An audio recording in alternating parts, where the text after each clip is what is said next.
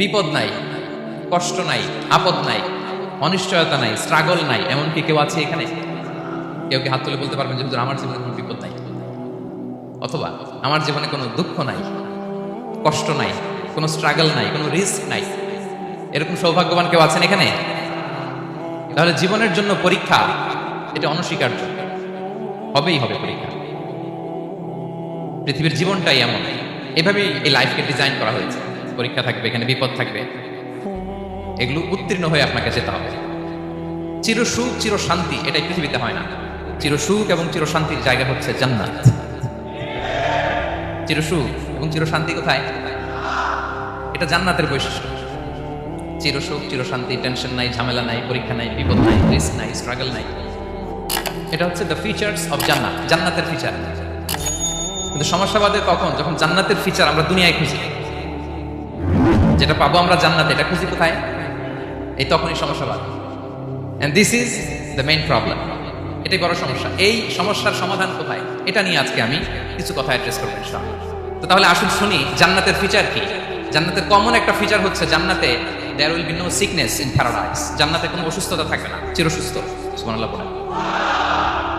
চিরসুস্থ চির সবল, কেউ অসুস্থ হবে না জান্নাতে। জান্নাত হবে এন্টি এজিং, জান্নাতে বয়স বাড়বে না কারো। চির যৌবনা, চির যুবক, এন্টি এজিং। আপনারা জানেন যে বর্তমান পৃথিবীতে এন্টি এজিং ক্রিম পাওয়া যায় না? ক্রিম, কথা বুঝতেছেন?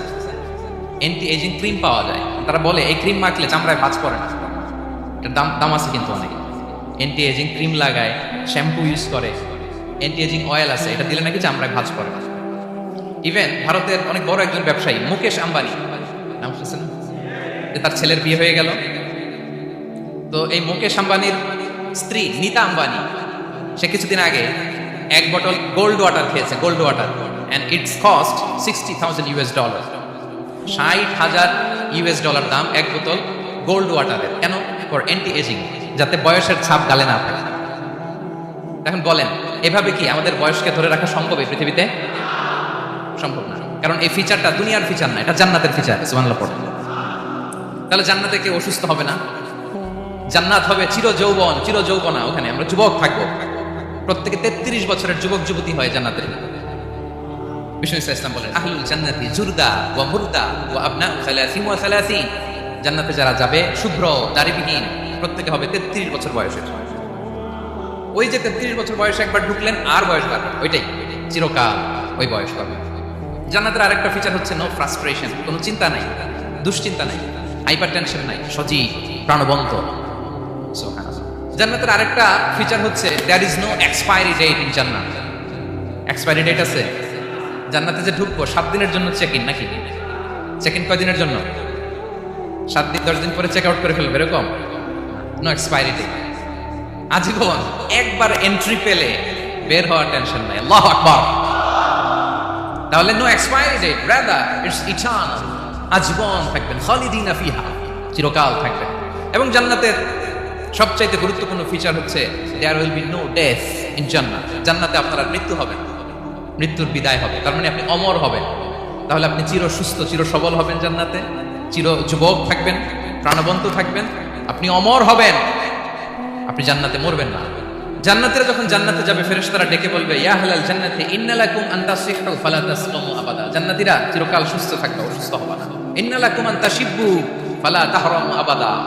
তোমরা শাবাব থাকবা, বুড়া হবা না। ওয়া ইন্না লাকুম আন তাহইয়াউ ফালা তামুতু আবাদা। চিরকাল বেঁচে থাকবা, মরবা না। এবং সেদিন জান্নাতে মৃত্যু দেয়া হবে, মৃত্যু দেয়া হবে। ইউতাল মাউতু বিকাবশিন আমলাহ, একটা ছাগলের আকৃতিতে মৃত্যুকে আনা হবে। ফায়ুযবাহুল মাউত, মৃত্যুকে জবাই দেয়া হবে। এবার জান্নাতীরা তাকিয়ে থাকবে, ফেরেশতারা বলবে, ইয়া আহলাল জান্নাতি খুলুদুন ফালা মাউত। হে জান্নাতীরা, চিরকাল এই জান্নাতে থাকবে। তাহলে জান্নাতের ফিচার পাইছেন। এখন কোন বোকা যদি এই ফিচার দুনিয়ায় খোঁজে, পাবে? পাবে না, কারণ দুনিয়ার ফিচার আলাদা। দুনিয়ার ফিচার কি? এই দুনিয়াতে বিপদ আসবে, কষ্ট আছে দুনিয়াতে, হতাশা আছে, ভয় আছে, অসুস্থতা আছে, বার্ধক্য আছে, এবং এই দুনিয়ার একটা এক্সপায়ারি ডেট আছে না? দ্য ডে ইউ ডাই, যেদিন আপনি মারা যাবেন, এটা আপনার এক্সপায়ারি ডেট, চলে যেতে হবে। চলে যেতে হবে। এই পৃথিবীতে মৃত্যুর অস্তিত্ব আছে, সবকিছু থমকে দিয়ে আপনাকে চমকে দিয়ে মৃত্যু চলে আসবে, ঠিক কিনা বলেন? তাহলে এগুলো হচ্ছে দুনিয়ার ফিচার। এই দুনিয়াতে বিপদ আপদ, কষ্ট, ঝুঁকি, স্ট্রাগল, পার্থক্য, অসুস্থতা, এগুলো নিয়ে আমাদেরকে টিকে থাকতে হয়। এটা দুনিয়ার ফিচার, মিলাই ফেললে হবে না। জান্নাতের ফিচার একটা, দুনিয়ার ফিচার আরেকটা। দুনিয়াতে কষ্ট থাকবে, বিপদ আপদ থাকবে। এই দুনিয়ার ফিচারটা আল্লাহ তাআলা কোরআনের একটা আয়াতে খুব চমৎকার ভাবে উল্লেখ করেছেন। সেটা দিয়েই আমি আলোচনা শুরু করেছি। আল্লাহ তাআলা ইরশাদ করছেন, ওয়ালা নাবলুওয়ান্নাকুম বিশাইইম মিনাল খাউফি ওয়াল জু'i ওয়া নাকসিন মিনাল আমওয়ালি ওয়াল আনফুসি ওয়াস সামারাত ওয়া বাশশিরিস সাবিরিন। আল্লাহ তাআলা বলছেন, অবশ্যই অবশ্যই আমি তোমাদেরকে পরীক্ষা করব, ভয় দিয়ে, ক্ষুধা দিয়ে, সম্পদের ঘাটতি দিয়ে, আতঙ্ক দিয়ে, প্রাণনাশ দিয়ে, ফল ফসলের হানি দিয়ে পরীক্ষা করবে। কিন্তু এই পরীক্ষায় যারা উত্তীর্ণ হবে, যারা সবর ইখতিয়ার করবে, ওয়াবাশশিরিস সাবিরিন, ধৈর্যশীলদের জন্যই হচ্ছে সুসংবাদ। আলহামদুলিল্লাহ পড়ে। তাহলে সম্মানিত সুধী, আমরা বুঝতে পারলাম এই পৃথিবীর ফিচার হচ্ছে এখানে বিপদ থাকবে, বিপদ ছাড়া কেউ থাকবে না। স্ট্রাগল থাকবে, কষ্ট থাকবে, ঝুঁকি থাকবে, রিস্ক থাকবে, এবং নানা ধরনের বিপদ আপদ দিয়ে আল্লাহ তাআলা আমাদেরকে পরীক্ষা করবে। এটা মাস্ট, এটা আমাদের মাইন্ডসেটে নিয়ে নিতে হবে। মাইন্ডসেটে এটা ক্লিয়ার থাকতে হবে। চিরসুখ চিরশান্তি এই দুনিয়াতে মিলবে, কোথায় মিলবে তাহলে? এটা তাহলে বিপদ আসবেই, আপদ আসবেই, পরীক্ষা থাকবেই আমাদের জীবনে।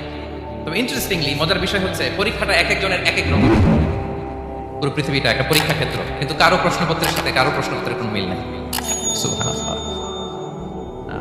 আমার পরীক্ষা একরকম, আপনার পরীক্ষা আরেক রকম, ওই ভাইয়ের পরীক্ষা আরেক রকম, ওনারটা আরেক রকম। সবাই পরীক্ষার্থী, সবাই পরীক্ষার্থী, কিন্তু কারো প্রশ্নপত্রের সাথে কারো প্রশ্নপত্রের কোনো মিল নাই।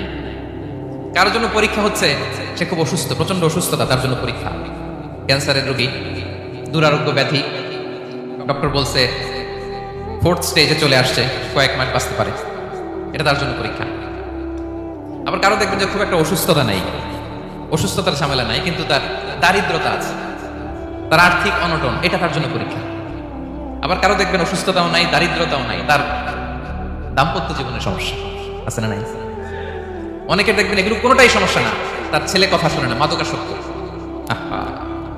মাদকাসক্ত, রিহ্যাবে পাঠায়, আবার আসে, আবার গাঁজা খাওয়া শুরু করে, আছে না নাই বলেন?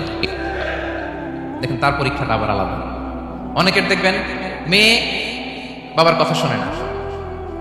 আবার অনেকের দেখবেন যে ব্যবসায় সমস্যা, লসের পর লস, লাভ উঠাতে পারে না। তাহলে পরীক্ষা ছাড়া, বিপদ আপদ ছাড়া দুনিয়াতে কেউ নাই, কেউ নাই প্রিয় ভাই। এটা আমাদের মাথায় রাখতে হবে। পরীক্ষা আপনাকে দিতেই হবে, পরীক্ষা দিয়ে দিয়েই নিজেকে প্রমাণ করতে হবে।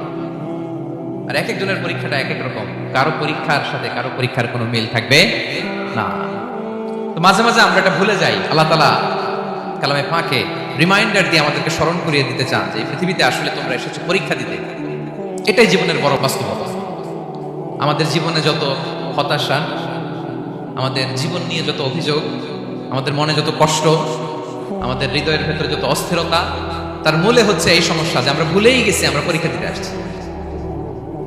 এটা যদি ভুলে না যান, এটা যদি আপনার মাইন্ডসেটে থাকে যে পুরো জীবনটা একটা পরীক্ষা, তাহলে দেখবেন কোনো কিছু আপনাকে কাবু করতে পারবে না। আপনি হতাশ হবেন না, জীবন নিয়ে আর অভিযোগ থাকবে না, আপনি ভেঙে পড়বেন না, সব অভিযোগ হতাশা দূর হয়ে যাবে। আমরা বুঝতে পারলাম পরীক্ষা আপনাকে দিতেই হবে। পরীক্ষা দেয়া ছাড়া এই পৃথিবী থেকে চলে যাওয়ার কোনো চান্স বা সুযোগ আমাদের কারো নেই। সূরাতুল আনকাবুতে আল্লাহ তাআলা এই কথাটা আরো চমৎকার ভাবে বলেছেন। আল্লাহ তাআলা ইরশাদ করেছেন, আহাসিবান নাসু আইয়ুতরাকু আইয়াকুলু আমান্না ওয়া হুম লা ইফতানুন ওয়া লাকাদ ফাতান্না আল্লাযীনা মিন ক্বাবলিহিম ফালা ইয়া'লামান্না আল্লাহু আল্লাযীনা সাদাকু ওয়া লা ইয়া'লামান্নাল কাযিবিন। আল্লাহ বলেন, মানুষ কি ভেবেছে সে শুধু বলবে আমি ঈমানদার আর তাকে আমি জান্নাতে ঢুকাই দেব? না, কখনো না, কোশ্চিনকালেও না। বরং পূর্ববর্তীকালে যারা পৃথিবীতে এসেছিল তাদেরকে আমি পরীক্ষা নিয়েছি, পরীক্ষা করেছি, এবং তাকেও ঈমানের প্রশ্নে সে সত্যবাদী না মিথ্যাবাদী পরীক্ষা দিয়ে দিয়ে নিজেকে প্রমাণ করতে হবে, ঠিক কিনা বলেন? পরীক্ষা দিয়ে আপনাকে প্রমাণ করতে হবে। এবং এই পরীক্ষার ব্যাপারটা, এটা যে শুধু আমরা সাধারণ মানুষ আমাদের জীবনে দুঃখ বিপদ পরীক্ষা এমনটা না। এই পৃথিবীর সবচেয়ে শ্রেষ্ঠ মানুষ যারা ছিলেন তাদেরকে আল্লাহ পরীক্ষা নিয়েছেন। বলেন তো পৃথিবীতে সবচাইতে শ্রেষ্ঠতম মানুষ কারা? সবচাইতে শ্রেষ্ঠ ভালো মানুষ কারা ছিল পৃথিবীতে? বলেন তো। নবীরা। আওয়াজ করে বলেন তো কারা? বলেন তো নবীদের জীবনে পরীক্ষা ছিল কি ছিল না? হ্যাঁ ছিল। বেশি না কম? বিষ্ণু ইসলামকে জিজ্ঞাসা করা হলো, আইয়ুন নাসি আশাদ্দু বালাআন ইয়া রাসূলুল্লাহ, হে আল্লাহর রাসূল, এই পৃথিবীতে কাদের জীবনে পরীক্ষা বেশি? বিষ্ণু ইসলাম বললেন, আল আম্বিয়া, নবীদের জীবন। আল আম্বিয়া সুম্মাল আমসাল ফাল আমসাল, সবচাইতে জীবনে পরীক্ষার সম্মুখীন সবচাইতে বেশি হয়েছে নবীরা। তারপরে নবীদের পরবর্তী অবস্থান যাদের, সিদ্দিকিন যারা, সোহাদা যারা, সলিহিন যারা, আল্লাহওয়ালা যারা, তাদের জীবনে পরীক্ষা বেশি। ইউবতালার রাজুলু আলা হাসাবি দীনি, ব্যক্তির দিনদারি যত বেশি তার জীবনে আল্লাহর পরীক্ষাও তত বেশি। আপনি আল্লাহওয়ালা হবেন, আপনার জীবনে পরীক্ষাও অনেক বেশি। এজন্য ইমানদার হওয়া যেমনি মর্যাদার, ইমানদারের জীবনে পরীক্ষাও হবে অনেক বেশি। এবং পরীক্ষা যত বড়, খেয়াল রাখতে হবে, মন খারাপ করার কোনো সুযোগ নেই। পরীক্ষা যার জীবনে যত বড়, সেটাতে সফল হতে পারলে ওটার প্রতিদানও বড়। পরীক্ষা যত বড়, এটাতে সাকসেস হতে পারলে এটার রিওয়ার্ডও তত বড়। বিষ্ণু ইসলাম বলেন, ইদামুল জাযাই মা ইদামিল বালা, বালা যত বড়, জাযাও তত বড়, প্রতিদানও তত বড়। আপনারা নবীদের জীবনে যদি খেয়াল করেন, দেখবেন যেই নবীর জীবনে পরীক্ষা যত বেশি, সেই নবীর জীবনে সফলতাও তত বেশি। সাইয়েদনা ইব্রাহিম আলাইহিস সালামের কথা একটু খেয়াল করেন তো, বলেন তো ওনার জীবনের পরীক্ষা কেমন ছিল, বেশি না কম? ওনার জীবনের পরীক্ষা থেকেই তো আমরা এই শব্দটা ব্যবহার করি, আমরা বলি অগ্নি পরীক্ষা। কি বলি? মানে আগুনে নিক্ষেপ করা হয়েছে সাইয়েদনা ইব্রাহিম আলাইহিস সালামকে, তাও স্বাভাবিকভাবে না, উলঙ্গ করে, ন্যাকেট করে। ওনাকে অপমানিত করবার জন্য ওনার গায়ের জামা কাপড় খুলে উলঙ্গ অবস্থায় আল্লাহর খলিল সাইয়েদনা ইব্রাহিম আলাইহিস সালামকে অগ্নিকুণ্ডে নিক্ষেপ করা হয়েছে। এরকম এক্সপেরিয়েন্স এই অডিটোরিয়ামের ভেতরে আমাদের কখনো হয়েছে? তাইলে সাধারণ মানুষের জীবনের পরীক্ষা আর নবীদের জীবনের পরীক্ষার মধ্যে পার্থক্য আছে না নাই? ওই পরীক্ষায় উনি পাশ করে ফেললেন। 86 বছর পর্যন্ত আল্লাহর কাছে দোয়া করলেন, আল্লাহ আমাকে একটা নেককার সন্তান দাও। আল্লাহ সন্তান দেয়। 86 বছর পরে আল্লাহ তাআলা সাইয়েদনা ইব্রাহিম আলাইহিস সালাম এবং হাজারের ঘরকে উজালা করে সন্তান দিলেন। সাইয়েদনা ইসমাঈল আলাইহিস সালাম পৃথিবীতে আসলেন কত বছর বয়সে? 86 বছর বয়সের এখানে কেউ আছেন? হ্যাঁ, আছি আমরা কেউ? 86 বছর বয়সে প্রথম সন্তান পেয়েছে। তাদের ঘরকে উজালা করে আল্লাহ নবী সাইয়েদনা ইসমাঈল আলাইহিস সালাম আসলেন। এবার আল্লাহ বললেন, যাও স্ত্রীকে আর এই কলিজার টুকরা সন্তানকে, থাকো তো প্যালেস্টাইনে, প্যালেস্টাইন থেকে 1500 কিলোমিটার দূর দ্য ব্যারেন ল্যান্ড, ওই মক্কার ধুধুমরু প্রান্তরে রেখে আসো, যেখানে কেউ নাই, মানুষ নাই, গাছ নাই, পাখি নাই, পানি নাই, যা রেখে আসো। আচ্ছা বলেন তো, 86 বছর পরে যে লোকটা সন্তান পেল, বুঝেছেন উত্তর কি? 86 বছর পরে যে লোকটাকে আল্লাহ তাআলা সন্তান দিল, তার হৃদয়ে ওই সন্তানের জন্য মায়া বেশি না কম? এমনি তো আমাদের প্রথম সন্তান, আমাদের প্রথম সন্তানের হিস্ট্রিটা একটু খেয়াল করেন তো। প্রথম আমাদের যে মেয়ে হয়েছিল বা যাদের ছেলে হয়েছিল, তার প্রতি আদর, সোহাগ, দরদ, ভালোবাসা, আল্লাহ কত ছিল। 86 বছর বয়স আল্লাহ তাআলা আমাকে সন্তান দিলেন, দিয়ে বলেন যাও হাজারকে আর ইসমাঈলকে মক্কার ধুধুমরু প্রান্তরে রেখে আসো। আল্লাহ তাআলা বলতে দেরি, চলে যেতে দেরি নাই, মুহূর্তে রওনা হয়ে গেল। সুবহানাল্লাহ পড়বেন না?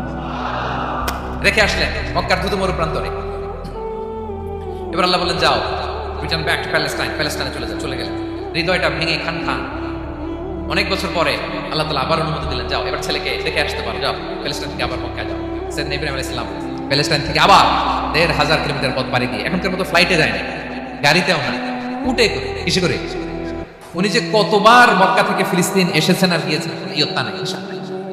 গেলেন, এবার ছেলেটা হাঁটতে পারে, দৌড়াতে পারে, একটু কথা বলতে পারে, আব্বু আব্বু ডাকতে পারে। কেমন মায়া লাগে বলেন তো? মায়া ভালোবাসায় যখন টইটম্বুর, ঠিক ওই মুহূর্তে আল্লাহ বলেন, ছেলেকে জবাই করো। জবাই করেছে আল্লাহ তাআলা। বলতে দেরি করেছেন, আল্লাহর আদেশ পালনে 1 সেকেন্ডও তিনি দেরি করেন নাই। ছুরি চালালেন, জান্নাত থেকে দুম্বা নিয়ে আসা হয়। এভাবে আল্লাহর নবী ইব্রাহিম আলাইহিস সালাম ওনার জীবনের প্রতিটি ক্ষেত্রে যেখানেই আল্লাহ তাআলা ওনাকে পরীক্ষা নিয়েছেন, উত্তীর্ণ হয়েছেন। এবং দেখেন ওনাকে আল্লাহ তাআলা কি উপহার দিলেন, আল্লাহ তাআলা ওনাকে খলিলুল্লাহ উপাধি দিলেন, আল্লাহর বন্ধু। সুবহানাল্লাহ বলেন। আল্লাহ তাআলা বলছেন, ওয়া ইযি বিতালা ইব্রাহিম রাব্বুহু বিকালিমাতিন ফাআতাম্মাহুম ক্বালা ইন্নী জাঈলুকা লিন-নাসি ইমামা।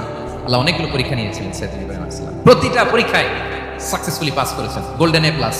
আল্লাহ বলেন, ইন্নী জাঈলুকা লিন-নাসি ইমামা, I'm gonna make you the leader for the entire human being. I'm gonna appoint you as a leader for the entire universe. গোটা বিশ্বের জন্য, গোটা মানবতার জন্য আমি তোমাকে লিডার বানাই দিই। ইযামুল জাযাই মা ইযামিল বালা, পরীক্ষা যত বড়, ওই পরীক্ষায় পাশ করলে ওইটার ফলাফল প্রতিদানও বড়। তাহলে দেখ প্রিয় ভাইরা, সাইয়েদনা ইব্রাহিম আলাইহিস সালামের জীবনে পরীক্ষার কোনো শেষ ছিল না। আমি আপনি কোথায়? আল্লাহর খালিলের জীবনে যদি এত পরীক্ষা থাকতে পারে, আমি আপনি কোথায় বলেন তো? এবার বলেন, সাইয়েদনা মূসা আলাইহিস সালাম, ওনার জীবনে তো কোনো পরীক্ষার ছিল না। হ্যাঁ, গুণে শেষ করতে পারবেন? জন্মটাই তো হয়েছে পরীক্ষার মধ্য দিয়ে। মিশরের ছেলে সন্তান হইলে ফেরাউন বলছে জবাই করো। ওনার মা এরকম সিন্ধুকে করে ভাসায় দিলেন নীল নদীতে। আল্লাহু আকবার! কি একটা রোমাঞ্চকর পরিস্থিতির মধ্য দিয়ে আল্লাহ তাআলা ওনাকে বাঁচালেন। জন্মই হয়েছে পরীক্ষা। বড় হইলেন, ফেরাউনের ভয়ে দেশ ত্যাগ করলেন, মিশর থেকে মাদিয়ান। আবার আল্লাহর আদেশে যখন ফিরে আসলেন, আবার ফেরাউনের সাথে তর্ক বিতর্ক, যুদ্ধ। একটা রাত আল্লাহ নবী মুসা আলাইহিস সালাম শান্তিমতো মিশরে ঘুমাতে পারেনি। একটা রাত শেষ পর্যন্ত এই ফেরাউন মুসা আলাইহিস সালামকে ধাওয়া করেছে। ফেরাউনের ধ্বংসের আগ পর্যন্ত সে মুসা আলাইহিস সালামকে ধাওয়া করেছে। তার মানে মুসা আলাইহিস সালাম এই বিপদ আপদ পরীক্ষা এগুলো থেকে মুক্তি পান নাই। এবার বলেন ঈসা আলাইহিস সালামের কথা, ওনার জীবনে তার পরীক্ষা ছিল না। কি পরীক্ষা ছিল? হ্যাঁ, আল্লাহু আকবার। Same scenario goes to the biography of every messenger in the world. সব নবীর ক্ষেত্রে একই ঘটনা ঘটেছে। সাইয়েদনা ঈসা আলাইহিস সালাম দাওয়াত যখন দিলেন, ওনার বিরোধিতা শুরু হলো, ওনাকে হত্যার ষড়যন্ত্র হলো, ইভেন কি ওনাকে মারার জন্য বনি ইসরাইলেরা উদ্ধত হলো, জানে বাঁচবার জন্য পালালেন। এক ঘরে ঢুকলেন, চারদিক দিয়ে ঘেরাও করলেন, উনি দরজা জানালা লাগাই দিলেন। ওরা বললো একজন দরজা ভেঙে জানালা ভেঙে ভিতরে ঢুকে দেখো বেটা ঈসা কি করে। একদম ভিতরে ঢুকছে, ঢুকার সাথে সাথে বল রাফাআহুল্লাহু ইলাইহি, আল্লাহ তাআলা ঈসা আলাইহিস সালামকে উপরে উঠায় নিলেন। আর যেই লোকটাকে তারা ভিতরে ঢুকালো, তার চেহারাকে আল্লাহ তাআলা ঈসা আলাইহিস সালামের চেহারার মতো করে দিলেন। এবার তার বাইরের সাথীরা বলে, ঘটনা কি বেটা? ঈসাও বেরোয় না, আমাদের লোকটাও বেরোয় না, সবাই ঢুক। দরজা ভেঙে ভেতরে ঢুকে দেখে ঈসা দাঁড়ায় আছে। বলেন তো এটা ঈসা না বিসা? এটা কি আসল ঈসা? ওমা কতালু ওমা সলাবু ওয়ালাকিন শুব্বিহা লাহুম। আল্লাহ বলে, তোমরা আমার নবী ঈসাকে হত্যাও করতে পারো নাই, শুলেও চড়াতে পারো নাই, আমি সেফটি সিকিউরিটি দিয়ে আমার নবী ঈসা আলাইহিস সালামকে আকাশে তুলে নিয়েছি। তাহলে ওনার জীবনে পরীক্ষার শেষ ছিল না। এবার যদি আমরা বিশ্বনবী সাল্লাল্লাহু আলাইহি ওয়াসাল্লামের জীবনের দিকে তাকাই, ওনার জীবনটা দেখেন তো। আমাদের প্রিয় নবী বিশ্বনবী মুহাম্মদুর রাসূলুল্লাহ সাল্লাল্লাহু আলাইহি ওয়াসাল্লাম, ওনার জীবনে কি স্ট্রাগল ছিল? স্ট্রাগল। মাক্কি জীবনের কথা যদি একটু খেয়াল করেন, দেখেন তো 3 বছর শিয়াবে আবি তালেবে জেলে না খেয়েছিলেন। ওনার বংশের লোকেরা প্রথমে ছাগল খেয়েছে, ছাগলগুলো যখন শেষ, ছাগলের চামড়াগুলো শুকিয়ে ওইটা খাইছে। গাছের পাতা ছাল এগুলো খেয়ে খাবারের অভাবে বেহুশ হয়ে পড়ে থাকতো তারা। না খেয়ে কয়দিন ছিলেন আপনি? আমি কয়দিন ছিলাম না খেয়ে? মনেই তো পড়ে না, না খেয়েছিলাম কিনা কোনোদিন। এ হচ্ছে মাক্কি জীবন। মেন্টালি প্রেসার দেয়া হয়েছে।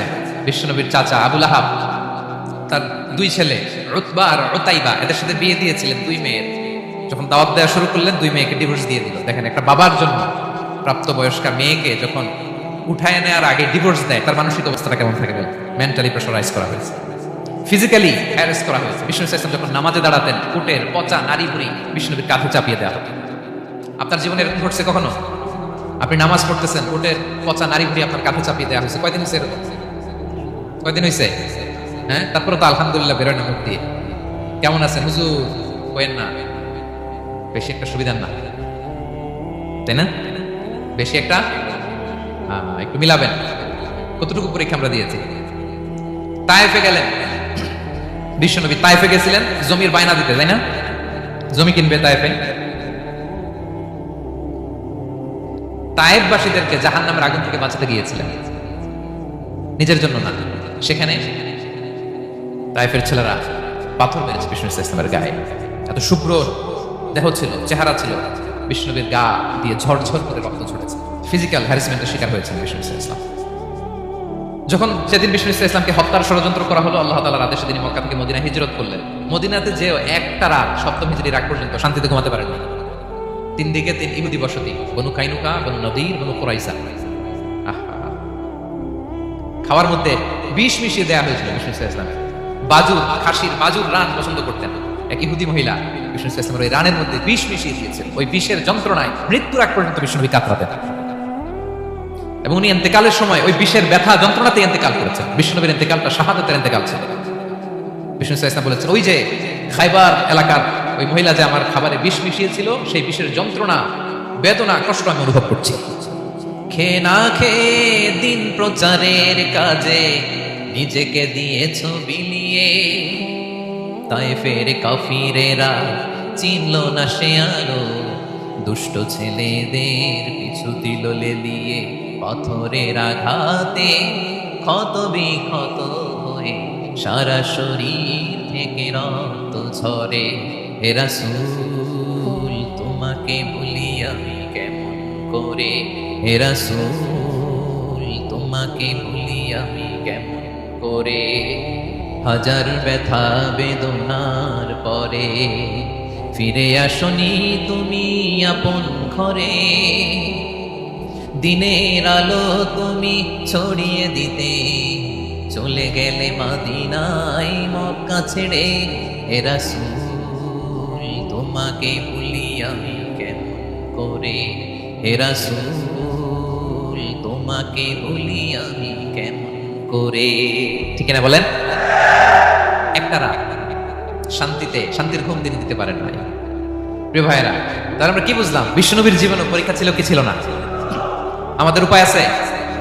আমরা বাঁচতে পারবো এই বিপদ আপদ পরীক্ষা ঝঞ্ঝাল থেকে? বাঁচতে চাইলেও বাঁচতে পারবো? ইমাম মালিক আলাইহি রাহমাত নাম শুনেছেন?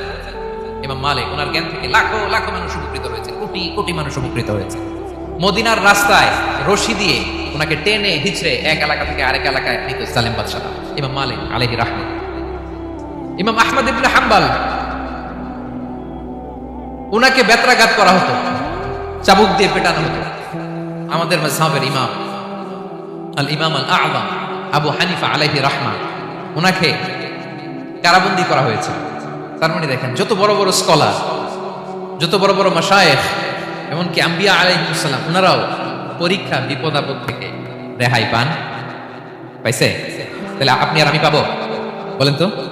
তাহলে এটা আমাদের ব্রেইনে গেঁথে নিতে হবে যে জীবন মানেই এখানে বিপদ থাকবে, পরীক্ষা থাকবে, স্ট্রাগল করে করে আমাকে আগাতে হবে। কেউ আমার জন্য রেড কার্পেট বিছিয়ে রাখবে না। এই জীবনটা বড় জটিল। This is life, how it's design. এভাবেই পৃথিবীকে ডিজাইন করা হয়েছে। এখানে বিপদ আছে, কষ্ট আছে। এই পরীক্ষা দিয়ে দিয়ে আপনাকে উত্তীর্ণ হতে হবে। বুঝতে পেরেছেন প্রিয় ভাই? নাও দ্য কোশ্চেন আরাইজ, এখন প্রশ্ন হচ্ছে, কেন আল্লাহ এই পরীক্ষা নেন? কেন? আল্লাহ তাআলা সূরা মুলকে বলেছেন, এই পৃথিবী সাজানোর, এই জীবন মৃত্যুর এই খেলা, এর উদ্দেশ্যটাকে আল্লাহ তাআলা স্পষ্ট করে বলেছেন, আল্লাযী খালাকাল মাউতা ওয়াল হায়াতা লিয়াবলুয়াকুম আইয়ুকুম আহসানু আমালা। জীবন মৃত্যু দিয়ে তোমাদের জীবনকে সাজানো হয়েছে এজন্য, যাতে করে তিনি তোমাদের পরীক্ষা করতে পারেন। কি করতে পারেন? তোমাদের মধ্যে কে সৎকর্মে অগ্রগামী, কে কাজে ভালো, আমলে ভালো, এটা দেখার জন্য। বেসিকলি আল্লাহর দেখার প্রয়োজন নাই, আমাদেরকে দেখানোর জন্য এই পরীক্ষার আয়োজন। আমি ভালো করবো না খারাপ করবো এটা আল্লাহ জানে না? ওনার পরীক্ষা করা লাগে কেন? কথা বলেন।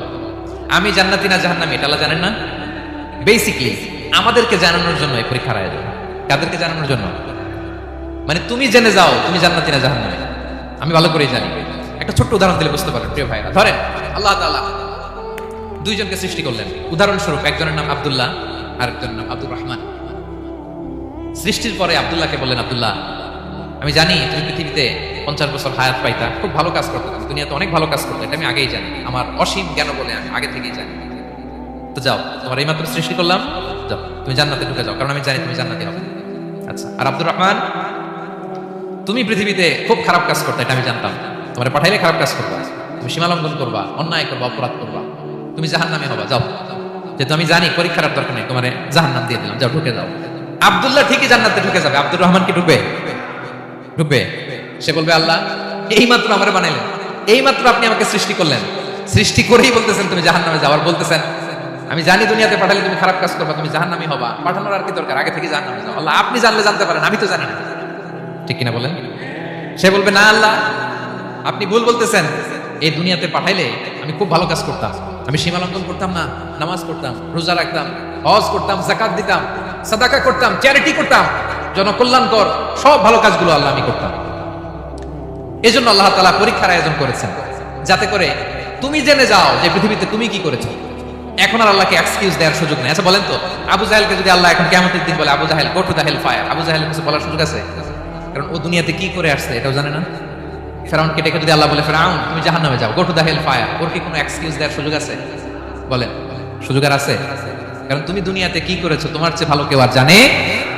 পৃথিবীতে এই পরীক্ষার এই আয়োজনের সবচেয়ে বড় উদ্দেশ্য হচ্ছে যাতে করে আমরা দেখে যাই যে আমরা কি কাজ করছি। কেউ যখন পরীক্ষা দেয় প্রিয় ভাইরা, ওই পরীক্ষায় কত পাবে তার একটা হিসাব আছে না? বলেন, আপনি গণিত পরীক্ষা দিয়ে আসছেন, যে 100-তে 100 পাবে সে বলতে পারে আমার সব অঙ্ক হয়েছে, ঠিক কিনা বলেন?